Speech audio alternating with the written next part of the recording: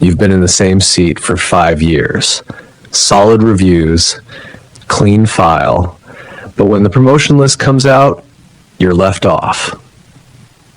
Ever wondered why? It's not about your performance, it's about something deeper, something the system doesn't want you to see. So you ask about moving to another department. Your manager's face does this polite, slightly pained thing.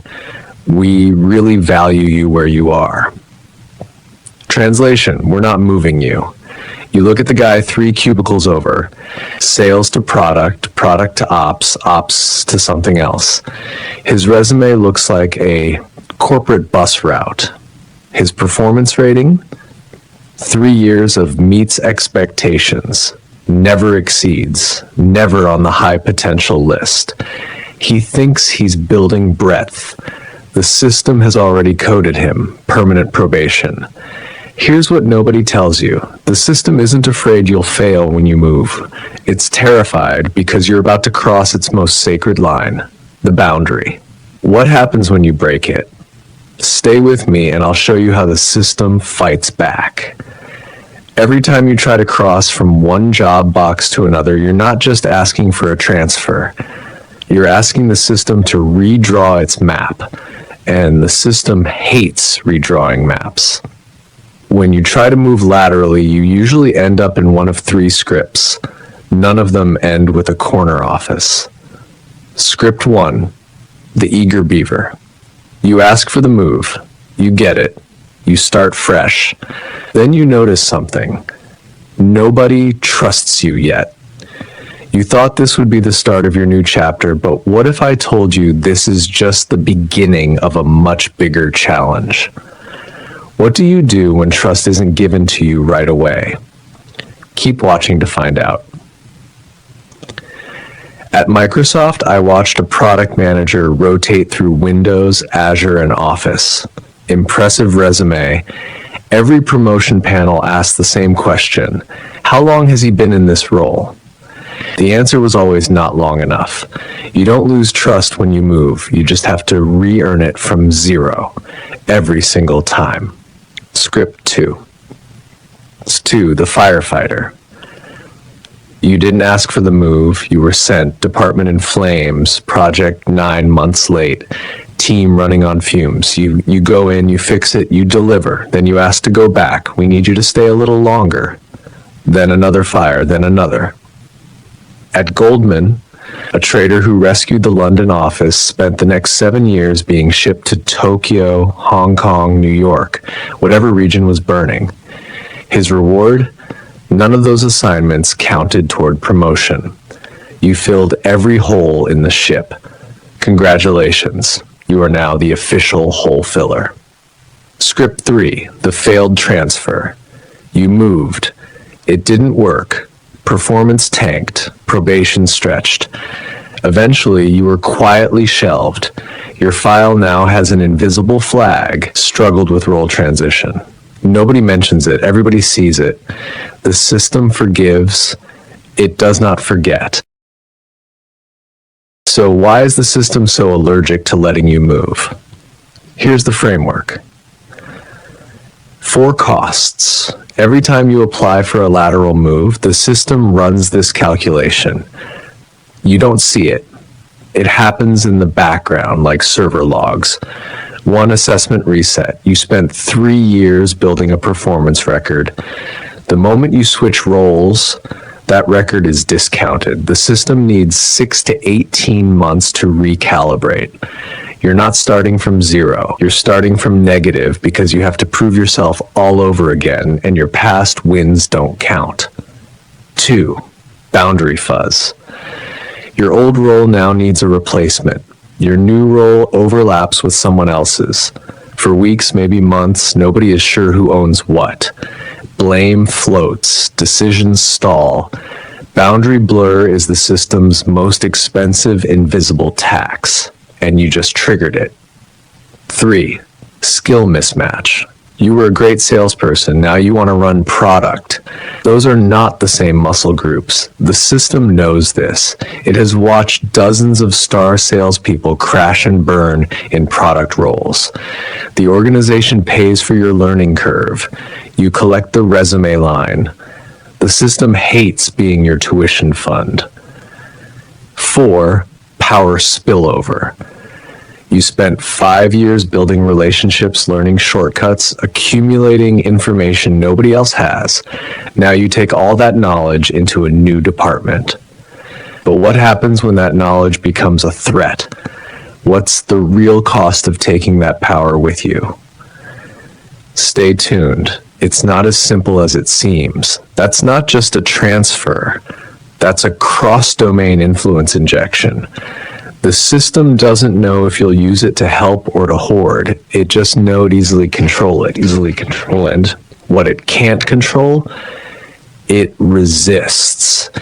If the sum of these costs exceeds the expected benefit, the system doesn't reject you. It just makes you wait and wait and wait. This is not a conspiracy. It's arithmetic. Now, here's the ancient insight, stripped of the academic robes. The system can only hold you accountable if it knows what you're accountable for. That requires a fixed target. But what happens when you don't fit into a box? What does that mean for your career? Think about it, and I'll share how you can use this to your advantage in the next segment. A role, a job description, a set of expectations that don't change every 6 months. If you're always moving, you can never be measured. And if you can't be measured, you can't be trusted. There's a famous old case. A man did a genuinely good deed, but it was someone else's job. He was punished. Not because the deed was bad, because the precedent of helping yourself to someone else's turf was more dangerous than the loss of the good deed. The system would rather miss a benefit than invite a boundary breach. You read that and think, that's ancient, that's authoritarian, that's irrelevant. But your organization does the exact same thing every time it stalls your transfer. It's not punishing you, it's protecting the map. So what do you actually do with this? If you're applying to move, stop talking about your growth journey. Talk about cost mitigation. Here's the kicker. How will you prove you can actually save the company money or time with your transition? This is your real value in the system. Stay tuned for the strategy that will make your move inevitable. Who will cover your old role? How will you minimize the handover gap? What can you deliver in the new role in the first 90 days? The system doesn't need your enthusiasm. It needs your transition budget. If you're being forced to move, firefighting, restructuring, immediately on day one, lock down the assessment criteria. What does success look like in this role? But what if your success is measured by different standards than the ones you're used to? I'll walk you through how to redefine success when you don't have control over the process. It's a game changer. What metrics? What timeline? Do not wait 6 months and discover that your performance is being measured against a moving target. If you're going to be the firefighter, at least get the overtime rate. If you're being blocked from moving, ask yourself, are you blocked because you're replaceable or because you're irreplaceable? If the system can't afford to lose you, that's not rejection, that's a hostage situation. Your only exit strategy is to build a successor, train someone, document your black magic, make yourself expendable. Only then will they let you go. The system doesn't hate lateral movement because it's rigid. It hates lateral movement because it's been burned by boundary chaos. Have you ever been blocked from moving? Or did you successfully make a lateral move? Share your experiences in the comments below. I want to know, did you face these same barriers? It has seen the blame games, the authority clashes, the power grabs disguised as cross-functional collaboration. It has paid for those experiments with management hours, missed deadlines, and silent departures. So it chooses stability over fluidity, certainty over possibility. This is not the optimal solution. It is the least worst solution the system has purchased through painful trial and error. Which brings us to the obvious, uncomfortable contradiction.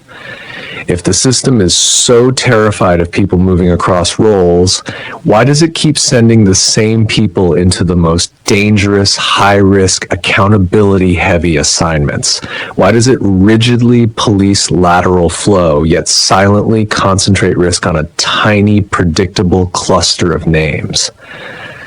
That's not a contradiction. That's the other half of the algorithm. And we'll open that box next time. L3-41, why dangerous tasks are always given to the same few people. Because power needs stability, risk needs circulation, and the system manages both, just on completely different ledgers.